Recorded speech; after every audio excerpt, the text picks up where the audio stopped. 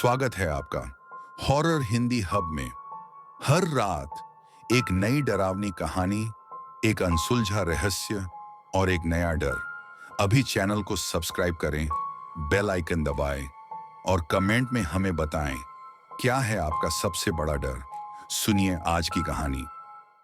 लखनऊ के कानपुर रोड की आशियाना कॉलोनी में रहने वाले आर्यन का बचपन से ही एक सपना था, आरजे बनना। वह दिन भर हेडफोन्स लगाकर बोलने की कोशिश करता था। एक दिन जब उसको एक रेडियो स्टेशन से इंटरव्यू का कॉल आया तो वह खुशी से आधा पागल ही हो गया। लेकिन इंटरव्यू क्लियर करने के बाद भी एक छोटी सी दिक्कत थी। एक ऑडियो सैंपल भेजना था उसे, और उसके लिए चाहिए था एक स्टूडियो जहां रिकॉर्डिंग करनी होगी। आर्यन ने गूगल किया और आखिरकार एक स्टूडियो उसके बजट में आया, सोनिक स्टूडियो, जो रायबरेली रोड पर शहर के बाहरी इलाके में था। आज का सारा दिन आर्यन अच्छी अच्छी स्क्रिप्ट्स लिखने में व्यस्त रहा और देर शाम तकरीबन 7 बजे सारी तैयारी करके स्टूडियो के लिए रवाना हुआ। ढूंढते ढूंढते बड़ी मुश्किल से स्टूडियो तक पहुंचा। बड़ा ही घुमा फिरा कर जाने वाला रास्ता था। एक बार कोई चला जाए तो कभी भूल ना पाए। वहां पहुंचकर स्टूडियो ऑनर साउंड दादा से बात करके आर्यन ने उन्हें सब समझाया तो उन्होंने अपनी ही स्टाइल में कहा, आप टेंशन मत लीजिए सर, हो जाएगा। और दोनों रिकॉर्डिंग करने स्टूडियो के अंदर गए। आज सब कुछ एडवांस है। यहाँ साउंड दादा के स्टूडियो में इक्विपमेंट थोड़े पुराने फैशन के थे। रिकॉर्डिंग शुरू हुई। लखनऊ एक ऐसा शहर जहां सब तहजीब की बातें करते हैं और जहां जब तक धक्का न लगे आदमी आपसे तुम पर नहीं आता। जहां नॉन वेजिटेरियन टुंडे के कबाब और वेजिटेरियन माँ दुर्गा की दाल में खुश रहते हैं। यहां नवाबी नस नस में है और मोहब्बत। साउंड दादा, कुछ चल रहा है? आर्यन की बात सुनकर साउंड दादा दौड़ते हुए दूसरे कमरे में आए और थोड़ा घबराए, चारों तरफ देखते रहे। फिर बोले, कभी कभार ऐसी बदबू यहां आती है, आप टेंशन न लें, आप बस आराम से रिकॉर्डिंग कीजिए। आर्यन ने एक बार फिर से बोलना शुरू किया। क्रिश्चियन कॉलेज के ग्राउंड पर जब क्रिकेट खेला करते थे तो उसका मजा ही अलग। दादा, आपको सचमुच जलने की महक नहीं आ रही? आर्यन की हिम्मत बढ़ाते हुए उन्होंने कहा कि ऐसा कुछ भी नहीं है। आप जरा इत्मीनान से आराम से रिकॉर्डिंग कीजिए। मेरा स्टूडियो बहुत ही सेफ एंड सिक्योर्ड है। मैं जरा खा कर आता हूं। इस बार आर्यन ने जैसे ही हेडफोन्स वापस कानों पर लगाए तो उसे कुछ सुनाई दिया। आर्यन को लगा कि कुछ गड़बड़ है। उसने हेडफोन्स निकाले, फिर लगाए तो कोई आवाज नहीं थी, लेकिन स्टूडियो का एसी शायद खराब था। आर्यन का दम वहां घुट रहा था। ताजी हवा लेने वो जैसे ही स्टूडियो से बाहर निकला तो किसी ने पीछे से उसके कंधे पर हाथ रखा। वह कोई और नहीं था बल्कि साउंड दादा ही थे। तो आर्यन ने बताया कि हेडफोन में आवाजें आ रही थीं। साउंड दादा बोले, भाई साहब, हेडफोन थोड़ा पुराना है, आप वायर हिलाइए, मैं बाहर से जरा ऐसी चेक करके आता हूं।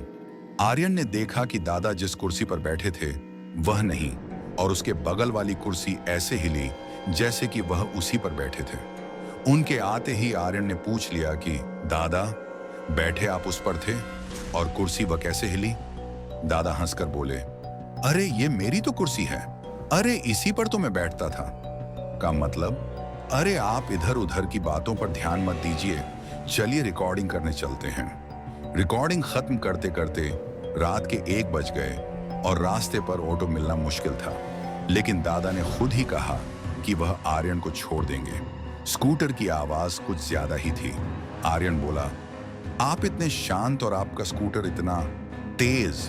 दादा ने कहा, स्कूटर थोड़ी पुरानी है ना, पहले भी मैं यही चलाता था और अब भी। उनकी गोलमोल बातें समझने से ज्यादा रिकॉर्डिंग की सीडी सुनने में आर्यन ज्यादा इंटरेस्टेड था।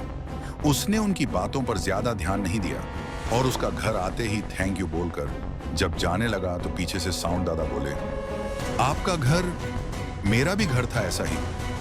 आर्यन ने उनकी बातों को लेकर ज्यादा सोचना बेहतर न समझा और अंदर जाकर जैसे ही दरवाजा बंद किया तो डोरबेल बजी।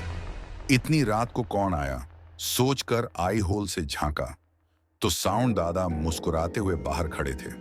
दरवाजा खोला तो वह बोले, आपका पर्स यहां बाहर गिर गया था।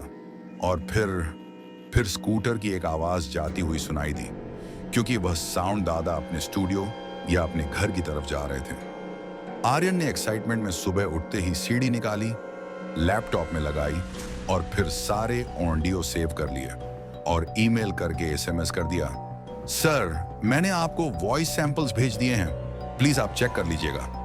तकरीबन कुछ 1 घंटे के बाद फोन आया और उन्होंने पूछा, ये सब क्या है भाई? आपकी आवाज में यह दूसरी आवाज किसकी है? आप चेक करके दोबारा भेजिए या दोबारा रिकॉर्ड करके भेजिए।